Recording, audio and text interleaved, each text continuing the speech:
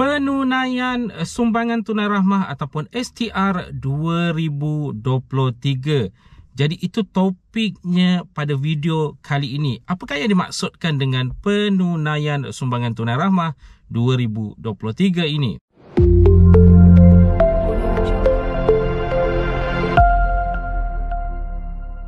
Assalamualaikum, salam sejahtera. Jumpa lagi di channel Herwan Nabi. Okay guys, kepada mereka yang belum lagi subscribe ke channel ini, jangan lupa tekan pada butang subscribe, tekan juga pada butang loceng.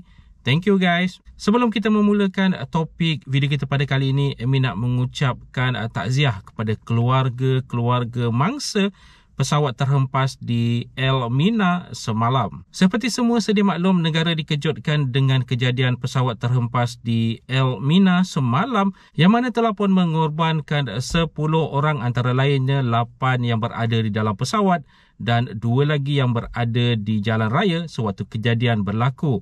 Jadi salam takziah Amy ucapkan kepada keluarga-keluarga yang terlibat dengan pesawat terhempas ini, dan semoga roh mangsa-mangsa kejadian pesawat terhempas ini ditempatkan di kalangan orang-orang yang beriman. Al-Fatihah.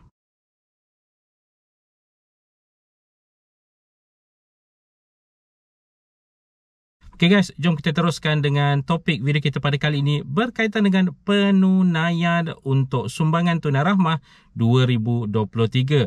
Okay, penunaian ini bermaksud bagi mereka yang menerima secara tunai ataupun sebelum ini mungkin menerima ke dalam akaun bank, dikreditkan terus ke dalam akaun bank, tetapi atas faktor-faktor tertentu.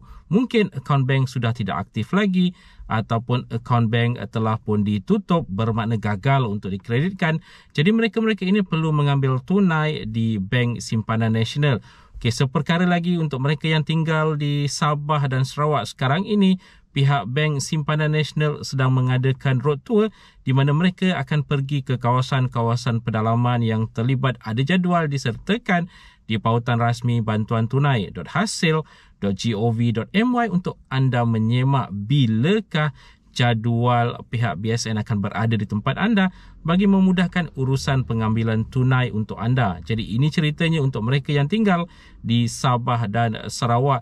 Jadi di Sabah dan Sarawak ini juga terlibat sekali berkaitan dengan penunaian ataupun pengambilan secara tunai bagi mereka yang menerima SARA ataupun sumbangan asas rahmah RM600 baru-baru ini, di mana mereka-mereka yang tinggal di Sabah, Sarawak dan wilayah Persekutuan Labuan diberikan sekaligus RM600 secara dimasukkan ke dalam akaun bank ataupun penunaian di Bank Simpanan Nasional. Jadi untuk mereka yang menerima secara tunai, mereka boleh menunggu jadual-jadual yang telah pun disertakan oleh pihak BSN di bantuantunai.hasil.gov.my untuk mengetahui tarikh di mana mereka akan berada di tempat anda bagi anda mengambil RM600 tersebut.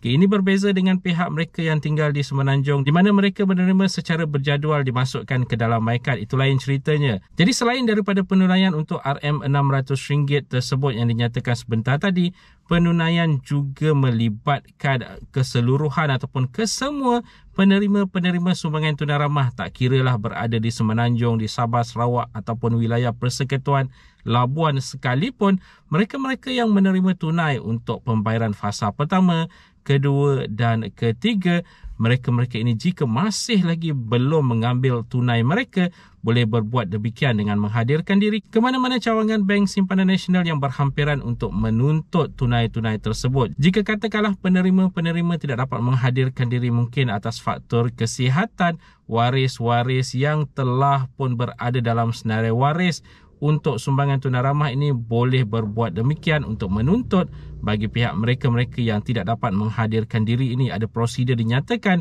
di bantuantunai.hasil.gov.my. Jadi penunaian untuk STR 2023 ini bakal berlangsung ataupun ditutup pada 31 Disember 2023. Bagi mereka yang masih lagi belum berkesempatan untuk mengambil tunai-tunai mereka, boleh berbuat demikian sehingga 31 Disember 2023. Termasuk juga dengan pembayaran untuk fasa keempat nanti. Tapi pembayaran untuk fasa keempat, penunaiannya sekarang ini masih lagi belum dilakukan.